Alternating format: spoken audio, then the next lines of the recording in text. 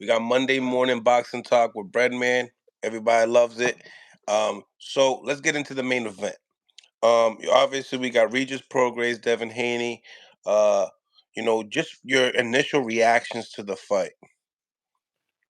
Masterful performance from Devin Haney. I Wow. mean, I picked the Devin Haney by decision. I Hmm. didn't think it was going to be like that. Yeah. That shows me something, man. There's a saying that go, the best athletes are at their best when everyone is looking. So you had, Tiafimo put on a great performance this year. You had Tank do his thing with Ryan Garcia. You have guys going after the pound for pound, like in a way. You had Crawford put on a great performance. So Devin, he comes off of a tough fight with Lomachenko that a lot of people thought he lost. So he comes at the end of the year and he puts on his career best performance when everybody's looking. That says a lot to me. That tells me a lot, because he got a lot of criticism after the Lomachenko fight, and he really, really, really, really, really did his thing. It was a perfect fight. It was a It was. perfect fight. There's nothing else I can say. He just totally undressed Regis. You know, all of the talk before the fight, the private school, and this, that, and the other. Man, I just kept shaking my head like, man, these guys gotta win. You cannot talk like that and then go out there and lose 12 rounds and get beat up that bad. You cannot do that. Not only does it screw up, it devalues you as a fighter, but it ruins your confidence because when you keep talking about how a guy is not this and how he can't punch, he can't beat this guy up and he never beat nobody's butt, he never did that, then he go and do it to you. What does that say about you? And I'm a big Regis fan. I don't know Regis as a person, but I just like things about him. But I wish that I knew him. I would have been like, yo, bro, you got to be quiet. You can't keep down talking this kid like this because if he go and whoop your ass, what is it going to say about you as a fighter? Because he didn't just outbox him. He didn't run from him. He stood in the center of the ring and he beat him up and embarrassed him. You know what I mean? That wasn't he tamed him. He got to a point where he didn't even want to come in there no more. So that says all that you got to be careful with saying certain things. Everybody's not Muhammad Ali, man. Everybody's not Muhammad Ali. That's a special man, and they stopped making them when they made him. You Mhm. can't keep talking about your opponents. This guy can't. First of all, you heard me tell you this a million times. Everybody can punch. Just because a guy is not a concussive one-punch knockout artist, that doesn't mean you want him to keep tapping on you all night long, man. Those punches have an effect just because they don't put you to sleep. He was stinging Regis is what he was doing. He was stinging him. He was taming him. He was putting him in his place. He put him in there and said to him, you know what? I might can't knock you out with one punch, but if I keep hitting on you over and over again, I'm gonna stop you. I'm gonna make you sick. I'm gonna make you drunk. You know what I'm saying? When you get dizzy, you get nauseous. You know what I'm saying? And you just got to just be careful, man. I just kept hearing it. I kept hearing it. I'm like, man, these guys don't understand that they putting themselves in a position where if this boy lose, he gonna be devalued to a point where Reed's is gonna get every call in the world for a fight now. Everybody in the world gonna want to fight him between 140 and 147 because he didn't just lose. I'm gonna be quite frank. It was a poor performance. He didn't fight a good fight. You know what I mean? He didn't. He wasn't competitive. He landed 36 punches in 12 rounds, which is awful. You No know, adjustments. no adjustments, no jab. He didn't close the distance. He didn't have an answer for the right hand. He didn't even like say, okay, well, I can't do the technical stuff, so I'm just gonna go into beast mode and just start chucking them Was and I'm afraid gonna with him. find out what kind of heart he got. I'm just turn into an animal. He didn't even do that. You know what I mean? It just was not a good performance, man. And you know, these guys got to just understand that. That's why, bro, I never talk shit to another fighter. I never get into that kind of stuff. I always say, we gonna show up. We ready to rock. We gonna give it all we got. I don't get into that kind of stuff. Because you don't know, and then what happens is you devalue your fighter. You know what I mean? And unfortunately now Regis is devalued. It was a terrible, terrible performance, man. And I feel bad for him because I'm like, damn, man, what is he gonna do? What can he say now after all of that shit talk? You know, his coach is constantly Devin not this and Devin like that. I'm like, damn, bro, you know, you're not the one in there fighting. You gotta be careful. And I don't tell no grown man what to say. I'm not, you know, you gotta stand on whatever you say, but man, he just really screwed it up for his fighter, man. You know, it was a great performance by Devin, and Regis just didn't fight a good fight. You know, that's all I can say. You know, I don't want to kick the man when he down because I know he's embarrassed and I know he got to be going through it right now. But he just didn't fight a good fight. You know, just nothing he did was good. And if it comes to that point, and you're the guy that's trying to make the fight because that's your style and you're the pressure fighter, at a certain point you just got to go balls to the wall. Yeah. You know, he got to a point where he just like allowed himself to just get picked apart. He's lucky that Bill told Devin to stick to the game plan and keep Right. boxing. He's Yeah. lucky because I'm telling you, if that would have been Boots, he'd have gotten carried out there on the stretcher.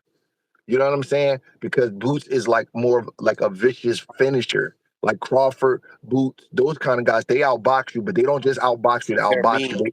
They want to hurt you. You know what I mean? Like in a way, he's enough. He'd have hurt him. You know what I mean? Where Devin just listened to his dad, and he wasn't wrong for listening to his dad. I'm not saying that he was, because he definitely got to listen to his corner. But another kind of kid would have hurt him, like carried him out of the room because he was ready to go from like the eighth or ninth round on. Devin start landing them body shots and he start walking in sand. But Devin just did, you know, he just carried out the game plan. He's very, very, very fortunate because that could have been the end of his career with a different kind of fighter in there. Mm, mm. So as far as Devin, what's your thoughts? Fourth round, Devin hits him with the right hand, drops him. Just a good shot, good, fast, quick shot. You don't have to be a big puncher to hurt guys, man. Guy walking into a shot, boom, quick shot, right on. Regis dips to his left all the time. He never bring his defense with him, and he makes moves from too far out. And I was telling you that, like he does all of these moves, and most of the time it's always over here, always over here. So Devin Hitty usually when the right hand hits you on this side of the face. The right hand hit him on this side of the face. He just met him right where he's at. He just always dips over there. He's very, very predictable with his movement, and he just caught him with a clean shot. Just boom. And like I said, the shots you don't see that you can't brace for are the ones that hurt you. You don't have to be a big puncher to hit a guy. You just got to be accurate and you have to be consistent. And you can hurt anybody could be hurt. Muhammad Ali was not known as a big puncher, and most of his big wins in his career was stoppages. Just think about him: Liston, Frazier, Foreman, Patterson. All them guys got stopped. You know what I mean? It wasn't all decisions. They was getting stopped. You know what I mean? So accuracy is a big part of that. Consistency is a big part of that. And hitting the guy with shots that they don't see is a big part of that. As far as Devin moving up to 140 pounds and being a stronger fighter, do you feel like he'll do great at 140? And do you It, believe he's stronger at 140? you look good at 140. Sometimes your body needs those extra 5 pounds of muscle, calories, fluids, or whatever. He looked good. I think 140 is going to suit him just fine. As you get a little older, it burns you out to keep making that weight over and over again. It screws up your testosterone. It screws up your hormone levels. It screws up like your blood work. Like all your stuff gets thrown out of whack. I'm sure the fighters know what I'm talking about. They get their blood taken, and you get potassium and magnesium levels and all that. And you keep cutting all that weight, it screws you up. So Devin looked real sharp. He was bigger than Regis. His body filled out. I don't know who did the tell of the tape, but they both wasn't 5'8". His body filled out. You got more fluid on your spine. You know, Devin gonna be a problem at 140. Yeah, yeah, I definitely agree. Now, as far as the first knockdown was concerned, did you see Regis's feet kind of like parallel and they kind of like, he Devin kind of like took advantage of the footwork? Um, I think Devin just kind of timed him. Regis is the guy who fights a little squared up, and I just think he just kind of timed him. He got like the same little bip and bop to him, and I just think Devin just timed him with a right hand. I think the right hand would have hurt him even if his feet wasn't parallel. He just caught him. He just didn't see the shot. Right. Now, talking to the Tank team, obviously that's a big fight in the making down the road. They believe that Devin Haney's missing that killer instinct. Obviously some coaches would say that's also discipline and not trying to rush in while you think that you might get your opponent hurt. In that position, or when you've seen a couple of those right hands land and kind of stun Regis, do you feel like that could be a problem with a guy like Gervonta Davis? If you can get him at that position. Nope. I think that killer instinct, it separates a lot of fighters, but if you don't know when to apply it and when not to apply it, you can run into something. And the guys that have it, they got it, and the guys that don't, I'm not saying you can't acquire it, but if you got to think about it, then you don't have it. And that's cool. That's cool. Floyd Mayweather did not stop a lot of guys.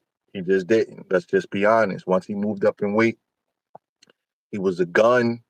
When Shane Mosley heard him, he stepped right to Mosley and dealt with him. It wasn't a lack of heart because Floyd is a dog, but he did not try to finish you because he preserved his record and he didn't want to take chances. And that's okay. You know what I'm saying? And everybody's not like that. You know what I mean? Some guys is just vicious people. You gotta be what you are. And I don't think I think that a lack of killer instinct comes around if it's a close fight and you're losing, and then you got to turn into a savage or you need a knockout. But Devin didn't need a knockout. It would have been great if he could have stopped him, but he didn't need it. So it's different. And with Tank is such a sneaky, vicious counterpuncher that if Devin tried to do too much, he could get knocked out himself. You got to judge that on a scenario by scenario basis, case by case basis. Against Tank, you the worst thing you can do is overly commit. That's what Ryan was trying to do, and he got his head knocked off for that. You know what I mean? You got to apply that to. You just got to just know when to hold them and know when to fold them. And Tank is the guy that you don't want to be, you know, um, too ballsy with, unless you got a Marvin Hagler chin. And how many guys walking around with that kind of chin? Hmm. He's from your part of the woods, man. That guy, you can hit him with a kitchen sink. But everybody don't have that kind of chin where they could just walk into the fire like that. You know what I'm saying? So I think the killer instinct means a lot. But against Tank and Devin, that specific fight, the less killer instinct Devin shows will be the better. Because if you run into Tank is a sneaky, vicious counterpuncher. He will knock your head off your shoulders if you get too crazy with him. So, as far as Devin's concerned, what did this win do for Devin and his career now? Obviously, he's a two division champion now, but obviously he beat the guy that 2 years ago people really wasn't really trying to fight besides Josh Taylor. What does this win mean for Devin and the division itself? It's a big win. It's a big win. His dad's doing a great job with him, man. That's all I can say. His dad's doing a great job with him.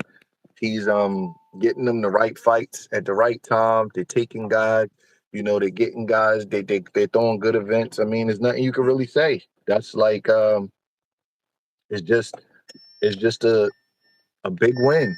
I know people are gonna say Regis is 34 and he was coming off of a bad performance, but he was still the champion. And he only had one loss, and it was a very close loss. And you know, Devin is gonna be. He's not the man at 140 because Teofimo Lopez is the man. Because Yep. Teofimo Lopez beat Josh Taylor, but he's right there. Another big win, another big fight. Now you just survey the landscape and see what's next. Calvin Ford said that Regis Progress was tailor made for Devin Haney, and I believe that. And speaking to you, you looked at it like, because I like how you analyze fights, because you look at it both ways. But eventually, in your last prediction, you end up leaving like, most likely, 80% of the chance this guy's gonna be unanimous decision, Devin Haney. Like, do you think it was just a tailor made situation, and that's also why you give Bill Haney those props as far as matchmaking for Devin? Um, Listen, I'm not gonna act like that Devin didn't have a big stylistic advantage because he did. But you still have to go out there and execute. Don't True. forget that. You still got to go out there and win the fight. You still got to go out there and do it. So yeah, he did have a big stylistic advantage over him.